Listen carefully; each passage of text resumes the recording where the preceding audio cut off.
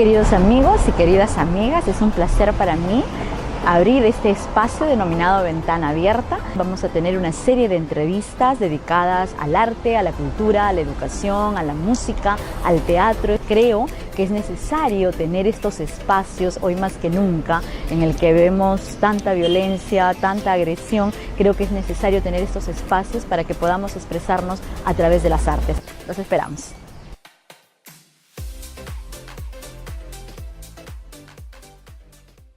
Frida. Pagana poesía es el amor. Desde la entraña de todos los tiempos emergiste tú, y por un instante no existió sino la vida. Transformaste mi piel en universo, y ahora eres ausencia, silenciosa herida. ¿Qué haré con este amor que ahonde en mí? Coro.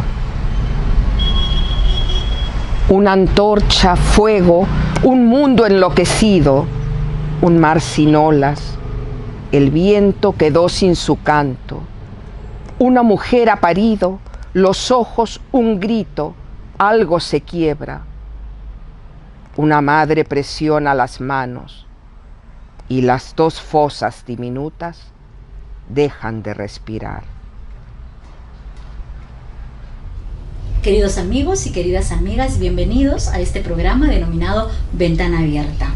Hoy continuamos con este ciclo de programas especiales gracias a la generosidad de la escritora peruana radicada en Finlandia, Marixa Núñez Bejarano, quien se encuentra de paso por Lima para presentar una ópera, La ciudad bajo el mar, y debido a esta ópera hemos decidido hacer programas en los cuales hablemos de los libretos para ópera que ella ha escrito. Como ustedes saben, Marixa Núñez trabaja todos los géneros, trabaja poesía, narrativa, es una dramaturga premiada y reconocida, y ahora una premiada y reconocida también libretista de óperas. Vamos a conversar el día de hoy de una obra que se encuentra en este libro titulado Ópera y Poesía, que lamentablemente es una edición que no se encuentra, no circula por Lima. Este es el libretos en el tomo 1, este es Acta Semiótica Fénica, que tiene como subtítulo Approach to the Musical Semiotics 21. Este es una edición de 2 tomos en las cuales recogen la mayor cantidad de sus textos de ópera y poesía, y sobre uno de estos textos, que quizá es uno de los que a mí me parece uno de los más entrañables, el libreto del que vamos a conversar en esta ocasión es Frida y Diego. Es un fresco operístico y es el libreto con el que se abre este tomo. Marixa, muy buenos días, bienvenida al programa. Buenos días, Eliana, y muchísimas gracias por tu invitación. A mí me gustaría un poco que nos comentaras cómo haces para hacer dialogar a todos estos personajes que se encuentran en este libreto, ¿no? Un poco desde la mirada dramática, quizá, porque no dejan de ser un texto dramático, a pesar de ser un libreto para ópera. Aquí van a aparecer Frida Kahlo, Diego Rivera, la otra Frida, Tina Modotti, es decir, empiezan a convivir muchos personajes históricos que tú traes hacia, en este caso, hacia el libreto de ópera, pero que además tú tienes otro antecedente con estos personajes entrañables como son Frida y Diego, con Sueños de una tarde dominical, una obra muy premiada, también con muchas puestas en escena, y que se tuvo la oportunidad de tenerla en Lima, ¿no es cierto? Así es, Eliana. Bueno, como tú has mencionado, hay una obra teatral, Sueños de una tarde dominical, que se estrenó en el año 2000 aquí en Lima con un elenco brillante. Simplemente, sí. Un lujo de actores. Habría que nombrarlos un poco, ¿no? Y mandarles el cariño y el abrazo que ellos se merecen. Pues sí, Frida era Rebeca Ralli, la otra Frida Teresa Ralli, Alberto Isola encarnó a Diego Rivera. Que creo que para mí siempre la imagen de Diego Rivera es Alberto Isola, pues cada vez que lo veo. Además con esa interpretación maravillosa, ¿no? Sí. Tina Modotti interpretó el papel, lo hizo Mónica Sánchez. André Breton fue interpretado por Oscar Carrillo, David Alfaro Siqueiros por Miguel Medina, y bueno, Cristina, la hermana de Frida, por Brenda Manrique, Y luego tuvimos como personaje, en la obra aparece León Trotsky, ¿no? Que Trotsky. Fue interpretado por Tito Cacho, y luego en el papel de la esposa de Trotsky, de Natalia, Sí. estuvo Ana Cecilia Natieri, sí, Ana Cecilia. En la primera temporada. En la primera temporada, sí. Sí, una extraordinaria actuación con Ana Cecilia. Sí, no, en general, bueno, sí, todo este montaje fue un lujo de montaje, ¿no? ¿De ahí nace este texto para la ópera o son dos versiones diferentes? Mira, inicialmente, lo que pasa es que el compositor, Cale Biajo, quien ha musicalizado, quien ha hecho la música para esta ópera, vio el estreno cuando se hizo en Finlandia, en la antigua capital de Turku, y le impresionó mucho, le gustó muchísimo la obra. Por cierto, el montaje de la obra teatral que se hizo aquí en Finlandia lo hizo una directora finlandesa, Rajasini Karantala, y Eva Ilias estuvo a cargo de todo el diseño visual. Cuando él la ve allá, la dirección era de Laura Yanti, una directora que también ha visitado Lima con algunos montajes, con Niña de Cera, por ejemplo, claro, con la gran inspirada actriz, en la vida de Gabriela Mistral. Pues sí. Entonces a Cale Biajo le impresionó la obra y empezamos a conversar sobre la posibilidad de hacer una ópera. Los personajes son operísticos y bueno, cada uno es tan rico en este mundo, tú ya los has mencionado, que cada uno daría material para un monólogo fantástico, complejo, de muchísimos niveles. Pero a mí personalmente me interesó que se mantuviera para el libreto de ópera la misma esencia, la misma columna vertebral, los temas y lo que yo había desarrollado, ¿no? La obra transcurre en los años 39-40. Así es que más, es verdad, hay la primera idea de que fuera solo una adaptación, pero para mí no era un reto suficiente, porque una adaptación, sí, claro, ya manejas técnicas y la haces. A mí me resultó interesante reabrir la obra. Y decir otras cosas. Exacto, otras cosas. Uno madura y cada día tienes una mirada. Cuando uno ha terminado un texto, lo ve después de 10 años y dice, quiero cambiarlo. Exacto, y además también se va conociendo más y más a nivel ya de personaje, claro, al ¿no? personaje. Y tuve la suerte de que el Ministerio de Educación me diera la posibilidad de viajar a México con una beca. Entonces viajé y volví a revisar archivos sobre Trotsky, archivos donde hay material de Siqueiros, de Modotti, de Diego Rivera y de Frida, y encontré muchísimas cosas interesantes. Y fui también a leer periódicos de la época. Así ingresan en el libreto, por ejemplo, una escena donde vemos en un nivel a León Trotsky con su esposa, con Natalia. Está a punto de cometerse el crimen, va a llegar Ramón Mercader y ellos están en una escena muy íntima, muy familiar, una escena del día a día de una pareja, y ella le está advirtiendo que no reciba a Jackson, que es en realidad el nombre que usa el asesino Ramón Mercader, pero él decide que va a ser el último encuentro y amoroso le dice: yo decidiré el momento de mi muerte, tranquila, ¿no? Tranquiliza a la esposa. Y en otro nivel vemos a la Catrina, el símbolo de la muerte, que además aparece en este conocido mural de Diego Rivera, Sueños de una tarde dominical, en la Alameda Central, y está dialogando con Tina Modotti, cuya muerte también continúa siendo un misterio. Ellas mantienen un diálogo. Tina Modotti, al ver lo que va a ocurrir en casa de Trotsky, le dice a la Catrina que impida esta muerte, ¿no? Y ella le da una respuesta terrible, ¿no? Fundamentando que la condición humana es tal que ninguno de los dos, ni el que va a morir, ni el que va a asesinar a Trotsky, ni Trotsky que va a morir, aceptarían el cambio de la fortuna del destino. en algún momento podemos volver a ese diálogo, es un diálogo que me gusta Hemos mucho. empezado, para recalcarle al público que nos está viendo, hemos empezado con una lectura de Marixa de algunos diálogos de esta ópera, ¿no? Claro, mira, tú acabas de referirte a los dos textos con los que hemos abierto este programa. Sí. El primero era un texto de Frida Kahlo, que acaba de tener un enfrentamiento muy fuerte con Diego Rivera, se ha enterado de que la engaña con su hermana, no solo la engaña, sino le es infiel con su hermana, y está muy alterada y hace esta reflexión sobre el amor, ¿no? Para la poesía es el amor. Podemos en algunas líneas de repente, para refrescar un poco. Sí, además ella le ha dicho una cosa muy bonita, porque la hermana le pide perdón, no volverá a ocurrir, perdóname, no volverá a ocurrir, y ella le ha contestado, igual te quiero, es Diego el que me hiere, tú estás sola y necesitas el calor de un hombre. Cristina se retira de la escena y Frida queda con un monólogo, ¿no? Una pequeña aria. Pagana poesía es el amor, desde la entraña de todos los tiempos emergiste tú, y por un instante no existió sino la vida.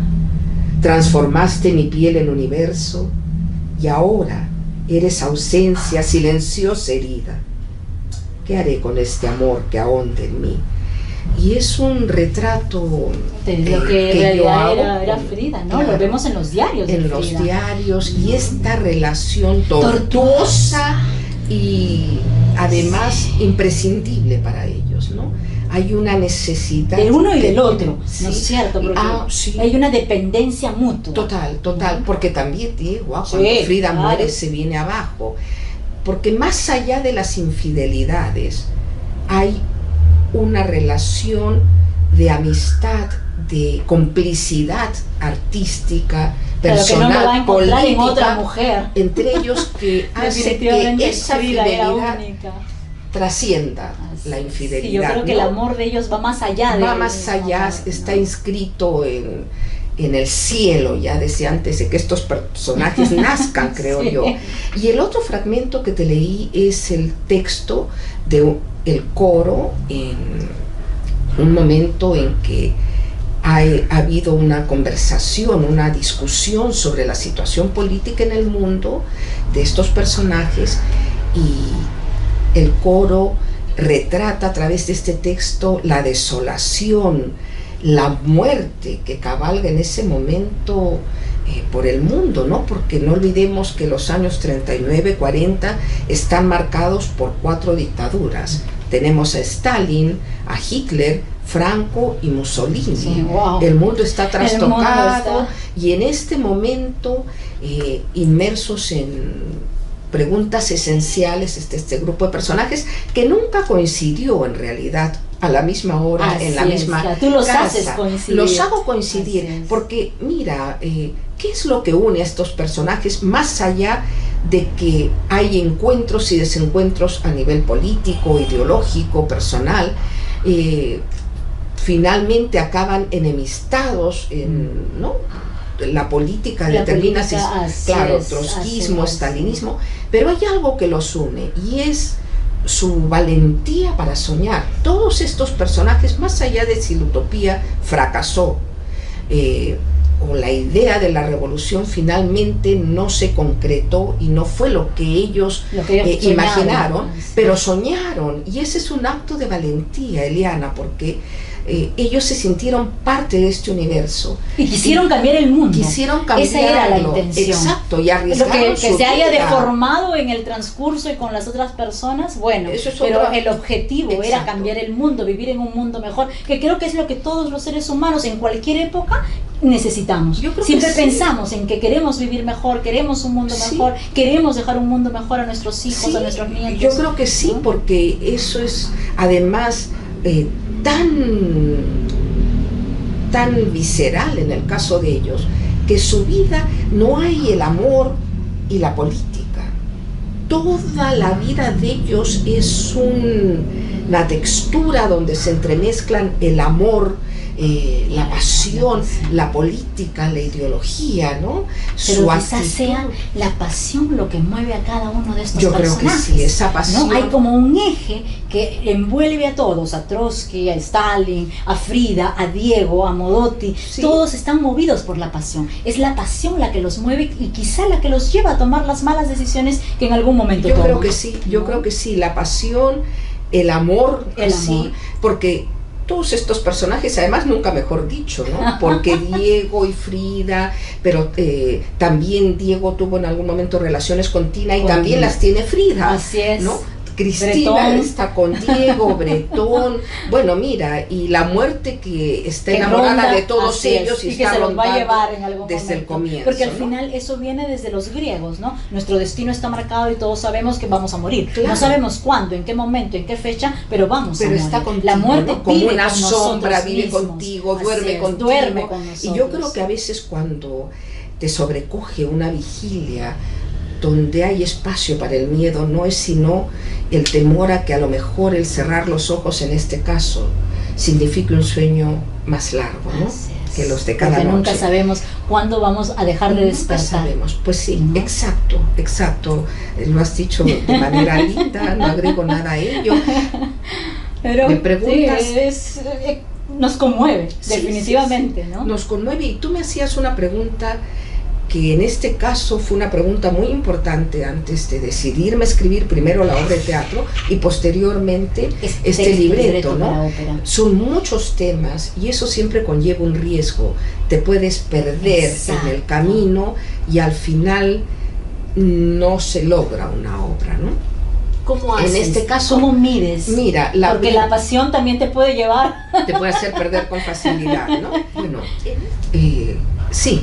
La pasión, el deseo de abordar tantos temas, abordar la vida, las acciones de personajes como estos, conllevan el riesgo, y es un porcentaje alto el que hay en este riesgo de extraviarse, ¿no? De perderse en el camino, ¿no? Sí, te quedas. ¿Cómo haces, Maritza? ¿Qué haces para poder encajar todos estos personajes en un texto, en un tiempo? Porque además en el libreto, este es un libreto para ópera, importan mucho los tiempos, ¿no? la síntesis, la síntesis. ¿Cómo hacer para resumir prácticamente toda la historia en un libreto de ópera? Mira, yo primero tomo la decisión de que el título sea Frida y Diego, y de agregar fresco operístico. ¿Qué me permite esta decisión? Que estoy trabajando el género del fresco, del mural. Y es un género en el cual conviven muchos mundos, ¿no? Eso te permite la simultaneidad de situaciones, de historias. Y luego hay un guiño surrealista en el libreto, y además tenemos a André Breton como personaje, ¿no? Pero el surrealismo en este caso también tiene que ver con lo que para mí representa México. André Breton en algún momento define a México como el surrealismo. México es surrealista. Es que siempre decimos también con el Perú, ¿no? El Perú es un país surrealista. ¿Qué más surrealismo que vivir en el Perú? Así, pero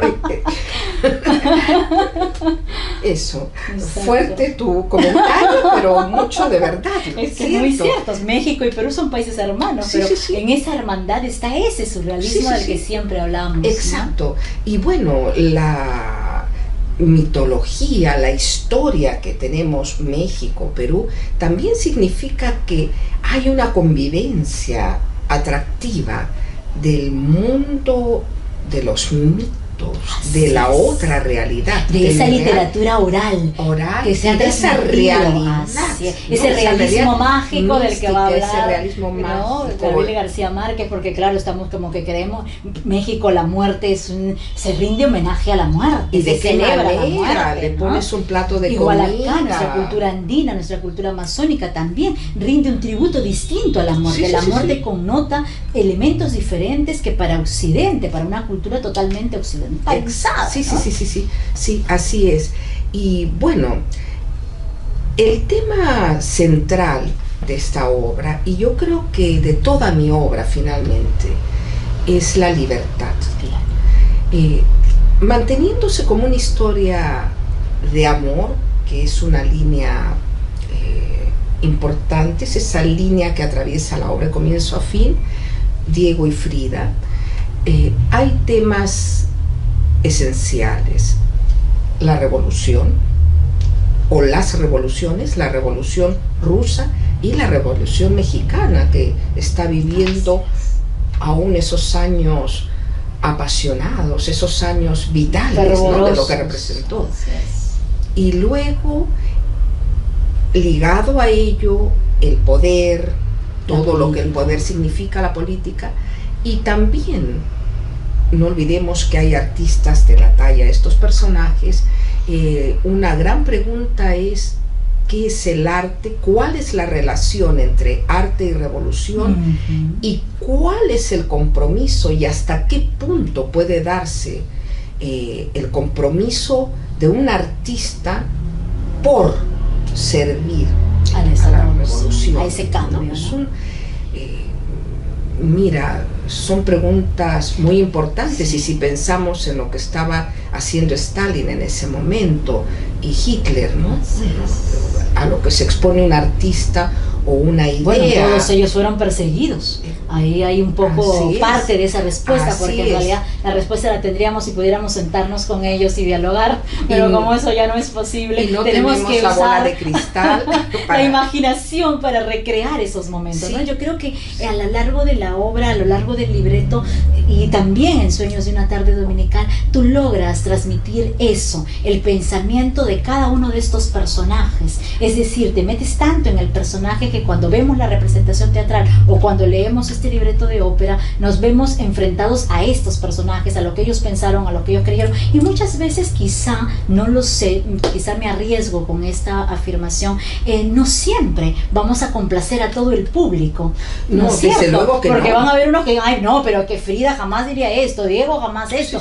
pero yo creo que precisamente de eso se trata la libertad de la creación, que esta es tu Frida, es tu Diego, es tu Trotsky. Es una ficción. Así es una ficción, sí. ¿no? O sea, el libreto de ópera sigue siendo ficción, Marisa. Sigue siendo ficción. Ahora, antes de escribir la obra de teatro, antes de cerrar todo el material que había leído y dar rienda suelta a mi imaginación, a mi fantasía para crear una obra de ficción, yo pasé investigando seriamente, hice 3 viajes también becada a México, y estudié la época, estudié los personajes 2 años, 2 años, porque mira, hay grandes preguntas. Y eso que tú ya habías hecho una investigación previa para la obra. No, ahora te hablo de la obra de la teatro. obra de Después, para la obra, para el libreto, reabrí este trabajo, este periodo de estudio, y estuve varios meses también leyendo nuevo material. Ahora, a mí me gusta la historia, me apasiona, y por eso son disfruto muchos mucho textos históricos, son muchos. Disfruto, es verdad, y disfruto muchísimo ese momento de estudio. Y mira, por ejemplo, en el segundo acto hay están en una fiesta en casa de Frida, y Tina Modotti empieza una parodia a Hitler, y todos ellos se incorporan al juego, y empieza una especie de ping-pong de réplicas de los personajes. Ahí hay citas del libro de Hitler, Mein Kampf, Mi lucha, porque pensé que si quiero, así sea para unas líneas, que ingrese un pensamiento como el que representa a Hitler, ¿no? Nada mejor que tomar sus propios textos. Luego, hay, por ejemplo, un momento en que Frida va a jugar con Trotsky en un juego de seducción harto malévolo, y está citando algunas frases de una carta que realmente hasta incluso se ha publicado, ¿no? Existió, de Trotsky a Natalia, donde no vemos al Trotsky revolucionario, al gran teórico, sino a Trotsky hombre en un momento de culpabilidad porque tiene un affair con Frida y le está escribiendo con erotismo a su mujer. Ahora, ¿por qué los textos, por ejemplo, de Adolf Hitler en medio de un juego de los personajes? Porque tú mencionabas que uno llega a conocer, a conectar con el pensamiento, con el mundo interior. Pero aquí también hay que tomar decisiones, y en mi caso, tratándose de temas tan densos como los que ya hemos conversado, no puedes abordarlo todo desde una perspectiva de seriedad, de gravedad, porque entonces sería mucho más denso y pierdes, y ya no es algo que... Y me imagino que la ópera además te exige ciertos niveles, contrastes, niveles, pero además, mira, para contrarrestar eso, ¿qué pasa?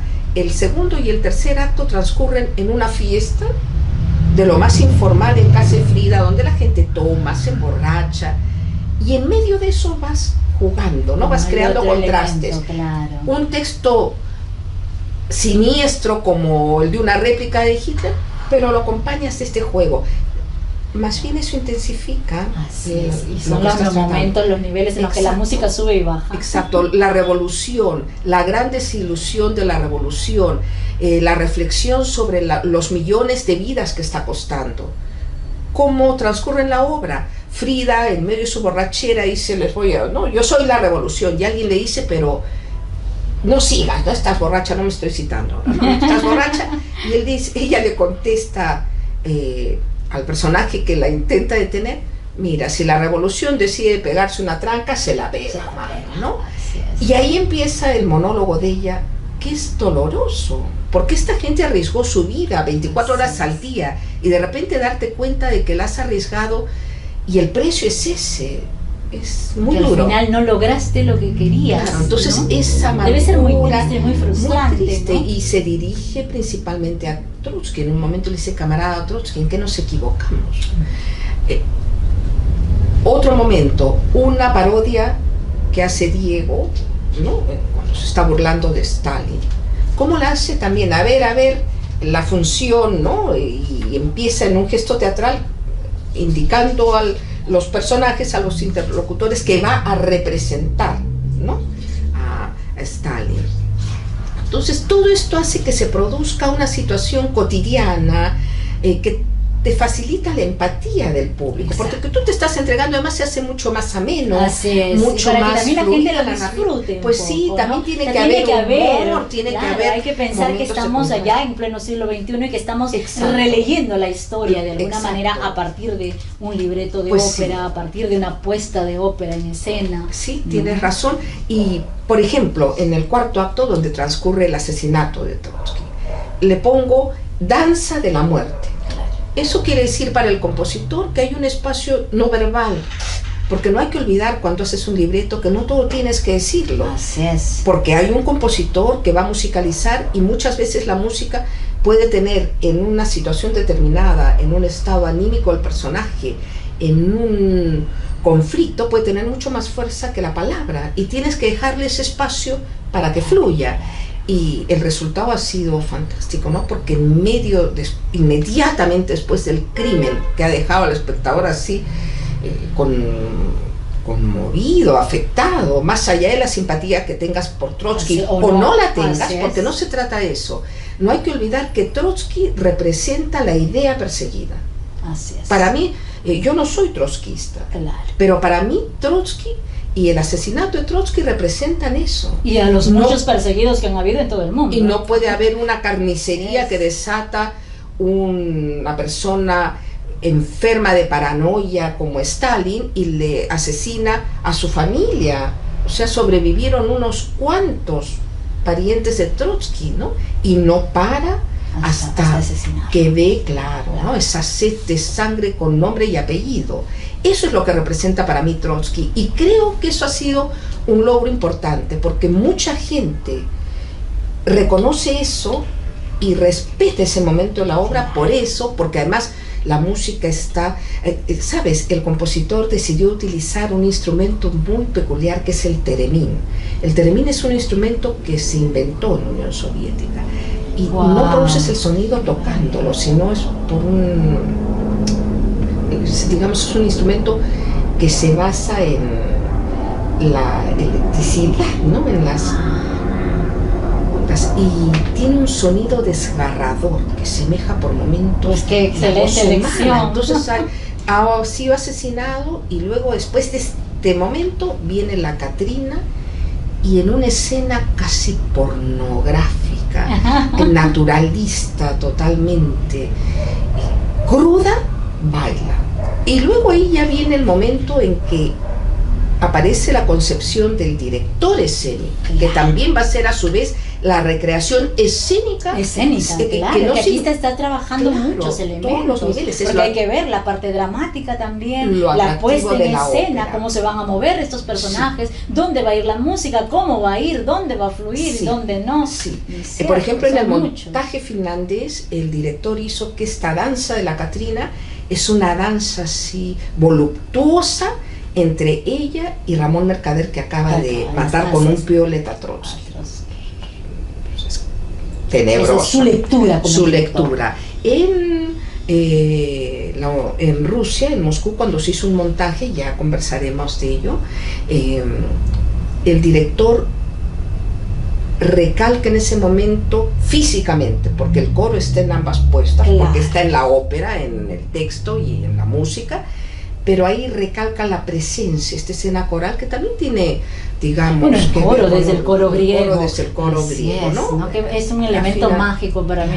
Yo disfruto cuando veo una obra en la que hay un coro, así ¿no? es, y que muchas veces el coro es un personaje más dentro de la obra. Sí, en el caso de la versión rusa, cada director tiene una lectura, claro, tiene una lectura del cuerpo, de las acciones, de la totalidad, ¿no? De la arquitectura, y la obra es tal cual, no se altera pero solamente es así, pero es la mirada, claro, es la mirada, es la mirada, la lectura personal, que hacen los directores. En el caso ¿cuántas puestas en escena has tenido de esta obra? Ha habido 2 puestas en escena. Esta obra fue un encargo que nos hizo a mí como libretista y a Cale Viajo como compositor el estudio de ópera de la Academia Sibelius, que tiene un nivel muy alto. Y ya lo van a ver en los fragmentos que tú vas a mostrar de esta ópera. Esperemos ahí mostrarles algunos fragmentitos que Marixa nos ha donado gentilmente. Ellos estrenaron en español. La obra está compuesta en español. Eso quiere decir que se canta en español. Se canta en español. Y bueno, ellos la cantaron en el idioma en que está compuesta, en el idioma original. Ahora, cuando se hizo en Rusia, un teatro importantísimo, que en su momento fue un teatro de vanguardia, fundado por Pakrovsky, un director de ópera, y el director de orquesta, que fue una leyenda, un artista, murió hace poco, consagrado, muy representativo del arte, ¿no?, de aquellos años, Gennady Rashtsky. Ellos fundaron un teatro Pakrovsky, que era un teatro de cámara, de ópera de cámara. Y ahora este teatro, hace unos meses, en el verano europeo, acaba de ser integrado al Teatro Bolshoi, al Gran Teatro Bolshoi, y se ha convertido en su sala de cámara, ¿no? Cuando ellos estrenan a propósito de las celebraciones en Rusia de los 100 años de la Revolución. ¡Wow! ¡Qué privilegio presentar esa obra! Y además un privilegio porque se dio así esta idea del teatro. Cuando se estrenó en Helsinki, en Finlandia, una crítico de teatro y de ópera publicó un artículo donde elogiaba muchísimo la obra y la puesta, y el artículo se publicó en una revista muy importante de artes escénicas rusa. El teatro se interesó, Gennady Rashtsky en concreto se interesó en conocer el libreto, y cuando lo leyó, decidió que con esa obra recibían los 100 años, ¿no? Wow. Y mira, tuvo sus momentos en ¿Y se hizo en Rusia? ¿También en español? No, ¿O en ellos ruso? quisieron hacerla en ruso. En ruso, o sea, por todo lo que significa, claro. porque mira, esto es ficción. Pero además ahora ese teatro que inicialmente estaba ubicado en otro lugar, ahora el teatro está en la calle Nikolskaya, que está a pocas cuadras, 3 cuadras del Kremlin. Wow. Imagínate, Trotsky vivió a 3 cuadras de donde se representaba la ópera, y en el momento en que se hace la parodia de Stalin, bueno, Stalin debe haber estado ahí, el espíritu, ¿no? Claro, el espíritu pegando gritos en el Kremlin. Es muy fuerte, y yo viajaba con bastante expectativa.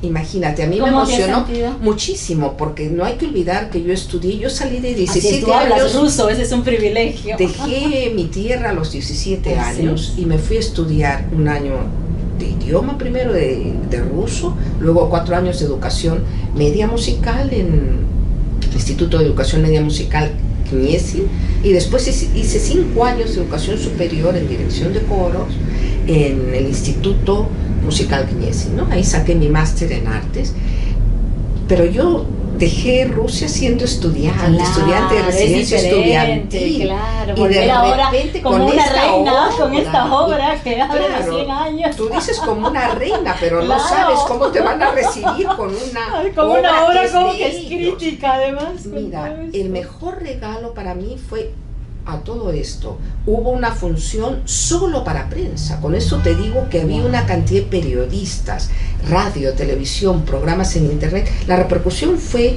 inesperada, ¿no? Nos trataron con un como respeto, como una reina, pero lo más bonito, más allá de la representación, que era conmovedora, para mí, un momento muy, muy significativo en mi vida, es que un especialista en ópera, tanto en ópera clásica de repertorio como en ópera contemporánea, dijo algo muy fuerte, que yo aprecio muchísimo, ¿no? Dijo: esta es la ópera rusa que aborda con mayor complejidad y variedad de niveles y dimensiones el gran tema de nuestra Revolución Rusa. Wow. Con el hecho anecdótico de que la libretista es peruana y el compositor es finlandés. Pero que la libretista habla ruso y estudió en Rusia. Y estudió en Rusia, y eso no es poca cosa. Exacto. Si no creo que no habría escrito esta exacto. obra, no de esta manera. No de esta manera, no con esta repercusión que ha tenido la obra. Para mí todos estos Mis mundos, felicitaciones. Muchísimas gracias, De verdad. Eliana. No sí. debe ser fácil, ¿verdad? Porque ahora hay un compromiso mayor, ¿no? Sí, hay un reto mayor. Hay un reto. ¿no? Ese es el problema de cuando uno tiene éxito en algo, que luego el reto para el siguiente texto es mucho mayor, la exigencia es mayor. ¿Lo sientes así o no necesariamente, Siempre, Marisa? siempre. Además, para muchas personas yo debo dar la imagen de una seguridad Una a prueba diva. de todo, una diva, y no es así. Para empezar, soy muy tímida, y luego cada proceso con una obra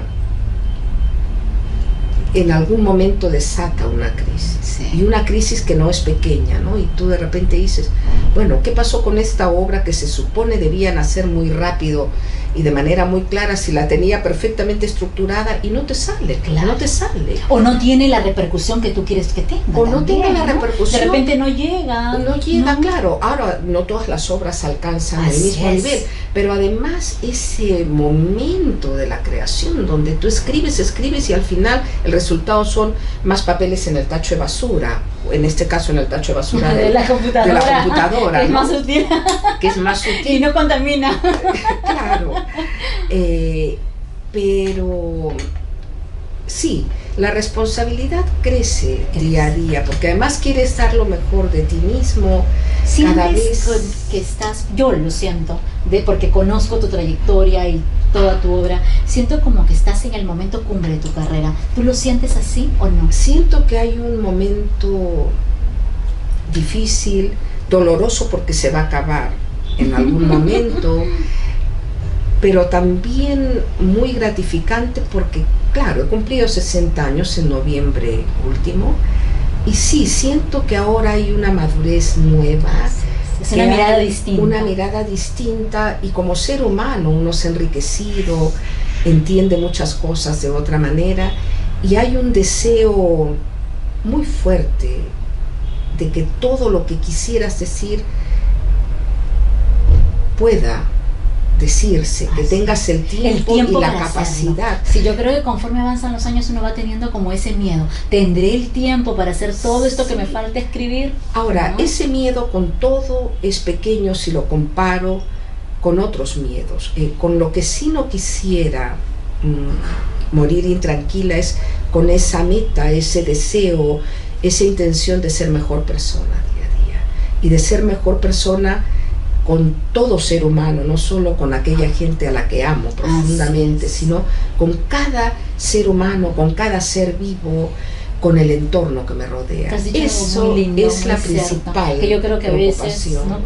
como profesionales en cualquier área, se nos olvida que el requisito fundamental era ese, que vamos a la universidad para ser mejores personas, para ser mejores seres humanos, para entender mejor el mundo, para entender la filosofía que nos rodea, ¿no? Sí. Y creo que a veces perdemos el foco. Perdemos, ¿no?, el foco ahora, para no empezar así en soliloquios desgarradores, porque somos eso, somos seres humanos. Pero mi madre, Carmen Luz Bejarano, solía decir en situaciones así: hija, es que la vida no nos permite escribir un borrador. Así es. Qué difícil. Qué difícil. No hay borrador. No hay borrador. No hay borrador porque no hay forma como eliminar eso, ¿no? No hay cómo. Cómo rectificar. Yo quiero borrar esto de mi vida y ya no hay forma. Sí, por ejemplo, ¿no? Escribimos siempre en limpio en la vida. La vida es ese, ¿no? O estrenamos así es, en vivo y en directo con la cámara oculta 24 horas al día. También es verdad que uno empieza a hacerse más selectivo, más exigente, más con exigente, uno mismo. Y luego, como sabes que no puedes hacerlo todo, tienes un cuidado, una exigencia mayor. Eso, ¿qué quiero decir? ¿A quiénes quiero escribirles esto, lo otro? Por ejemplo, trabajar con niños, con jóvenes. Sí, esta ópera que te ha traído a Lima. Me interesa mucho. Has tenido mucho éxito, sí, La ciudad bajo el mar. Sí, mucho éxito, sí. Y sobre todo ver cómo contactaba con los niños. Los chicos estaban felices. Yo tenía niños el día que fui a verla y todos entendían perfectamente. Y de un niño me acuerdo que estaba a mi costado y le dijo a su mamá: y mamá, ¿y esta obra continuará? Porque ¿qué pasará después, no? Amoroso, imagínate qué lindo comentario. Me encantó escucharlo. Y ¿no? luego lo disfruté. Lo que te lleva casi hasta las lágrimas, aunque te cuidas de que no te corre el río, es que a veces escuché a niños con mucha urgencia que le decían a la madre o al padre: démonos prisa en llegar a casa para sacar las botellas de plástico, tenemos que limpiar, mamá. O en la temporada eso quiere decir que has logrado tu objetivo. Al niño, ¿no? Mamá, vamos a volver a ver esta obra. O que no se mueran los niños corales, ¿no? Que representaban la vida en esa obra. Con los niños corales? Así es. En el caso de Frida y Diego, es una obra, mira, además esta apuesta rusa viajó a Estonia, a un festival en la ciudad de Pärnu, y tuvo mucha acogida. Realmente le ha ido muy bien a nivel de crítica, de público. Notas que la gente se conmueve, que queda, que aprende también, ¿no? Porque al hacer aprendes. textos históricos vas aprendiendo como que una lectura histórica, y si te interesa algún personaje buscas más información. Así también, es, ¿no? sí. Se tiene también esa misión. Y bueno, además un aspecto importante es que, aunque hablas de personajes que tienen nombre, apellido, época, son históricos, uno busca siempre que los temas, que la manera en que los desarrollas trasciendan a estos personajes, incluso trasciendan la época y se conviertan en temas universales, ¿no? Que van a estar presentes a lo largo de toda la historia de la humanidad. Sí, en algunos casos, ¿no?, para celebrarlo, y en otros casos para decir, aprender de lo que no debemos hacer. Lo que no debemos hacer, o intentar aprender lo Así que no es. debemos hacer. A mí me gustaría que escogieras algún fragmento que a ti te guste para cerrar este programa especial ¿Te parece de Frida y ese- Diego? ese fragmento que no es ni de Frida ni de Diego? Me parece perfecto. O te O uno puedo de- leer tus fragmentos. Yo creo que el espíritu de volviendo a la Frida y historia. Diego deben estar aquí muy, muy regocijados y felices con el éxito en Rusia, en ruso. Yo no me imagino qué estaría pensando Diego y Frida si se hubieran visto en sus personajes hablando en ruso. ¿Te imaginas? No sé cuál sería la reacción, no me la puedo imaginar ahora, Ah, no. pero quizás escribas algo sobre eso. Quizás escriba algo sobre eso, o quizás el túnel del tiempo Nos lo traiga, nos sorprenda ¿no? algún día. Así es, y tengamos aquí a Frida en y a la entrevista Diego, estemos los cuatro que dialogando. para mí Frida es un personaje entrañable, ¿no? Es un ícono. entrañable y que también va más allá de su obra, Así es. de la fuerza que tiene Y ha su obra. Es trascendido. este personaje que se ha convertido en símbolo de Tantas mujeres. de tantos Es un ícono, aspectos. Sí, un ¿no? ícono, Se ha convertido en un un ícono ícono. interesante. Así es. Y ese gran amor a la vida, ¿no? Mira, ya que empezamos con un texto muy personal de ella, me gustaría cerrar con un texto donde incluyo dos fragmentos, uno de Diego y Frida, Perfecto. pero antes me gustaría leer un poquito de esta escena que te comenté Perfecto. Entre la Catrina Claro, entre la y Tina Catrina y Modotti. Tina. Sí. Bueno, Tina Modotti también es un personaje. Un gran personaje, ¿no? mira. En el que hay tanto por escribir. Una mujer que fue actriz en Hollywood, Sí, fotógrafa. Fotógrafa importante tanto en la línea social como en Claro, esta hay línea muchas que fotos trabaja de el Frida cuerpo tomadas por sensual, sí, con estas fotografías Esas fotos tan llenas de sensuales que sensualidad. tiene Y ella además fue objeto para ser fotografiado y pintado por muchos artistas. Pero además La ella musa. es la musa, luego en algún momento es acusada de asesinar a Mella, ¿no? Del Partido Comunista Cubano, después es parte del servicio secreto de la Unión Soviética, Bueno, se tejen la camarada tantos Marida mitos, en la ¿no? Guerra Civil Española, y al Claro. final muere, para algunos envenenada, para otros por muerte natural en México. Y sigue siendo un misterio. Un misterio. Vamos a Te ver. leo este diálogo. Ya habíamos hablado de que están Gracias. Natalia y Diego. Y Natalia, tomo desde este momento, cuando Natalia le dice: ¿cuánto tiempo nos queda? Cada día que pasa es una hermosa tregua. Un milagrito mexicano que debemos agradecer. Lev Davidovich le responde con humor: te prometo que yo mismo decidiré el momento de mi muerte. Natalia lee el periódico. Tina señala a Jackson y se dirige a la Catrina, ¿no? Detén a ese hombre, va a cometer un crimen injusto. La Catrina: ¿y qué te hace pensar que puedo detenerlo? Nadie conoce como yo el corazón de los hombres. Nada lo puede detener, créeme. Tina: no, no. La Catrina: dentro de unos segundos el hombre alcanzará su destino. Ni el verdugo ni la víctima aceptarían cambiar la decisión que ha tomado cada uno. Tina: mientes. La que no puede cambiar su decisión eres tú. No puedo justificar esta carnicería. Ya no. Natalia deja el periódico. Alemania continúa bombardeando Gran Bretaña. Es obvio que prepare el ataque a Londres. Lev Davidovich le responde: ¿te has puesto a pensar en qué pequeño es nuestro planeta? Que las futuras generaciones lo limpien de la opresión y la violencia. Leeré el artículo de Jackson y no vendrá más esta casa, nuestra casa, perdón. Jackson se acerca a Trotsky. Lleva puesto sombrero impermeable en el brazo. Trotsky advierte la presencia de Jackson. Buenas tardes, Jackson. ¿Por qué lleva usted impermeable y sombrero? Hay mucho sol. Jackson: tal vez llueva. Lev Davidovich: su salud anda mal otra vez, se ve pálido y enfermo. Eso no está bien. Bueno, ¿qué le parece si vemos su artículo? Después de esto, el mercader va a sacar el piolet, va a asesinarlo y luego vamos a presenciar la danza de la muerte.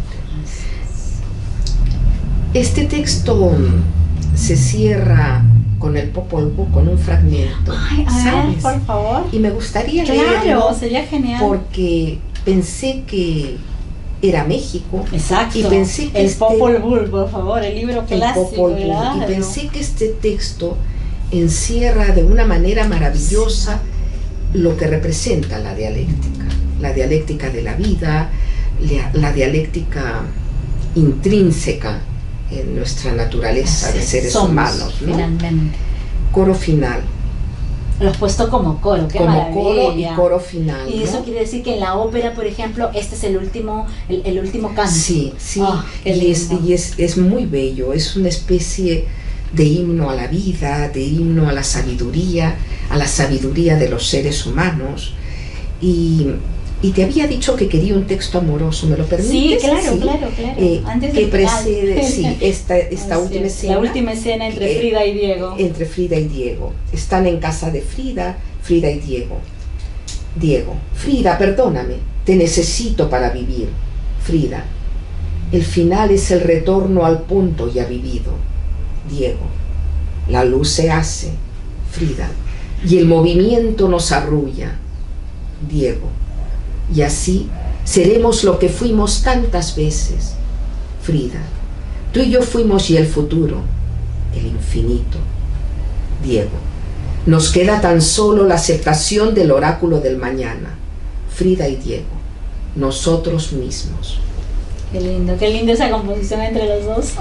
Hacerlos hablar en simultáneo. En simultáneo, y bueno, eso permite el claro. los momentos musicales.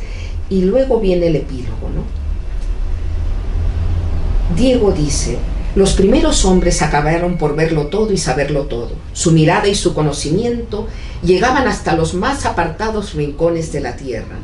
Tanta sabiduría no complacía a los formadores y creadores, y decidieron, coro, que solo vean lo que está cerca, solo un pedazo de la tierra, solo lo que es evidente. Frida: corazón del cielo les echó un vaho en los ojos, que se empañaron como cuando se sopla sobre la luna de un espejo. Diego: así se perdió la sabiduría y el entendimiento de los primeros hombres. Coro final. Todo está en suspenso, todo en calma, en silencio e inmóvil. No hay todavía un hombre, ni un animal, ni árboles, piedras, ni hondonadas. Solo el cielo existe. No se ve aún la faz de la tierra, solo el mar en calma y nada que esté dotado de existencia. Inmovilidad y silencio en la oscuridad de la noche. Nada emite sonido alguno. Tan solo el creador, el formador, está allá.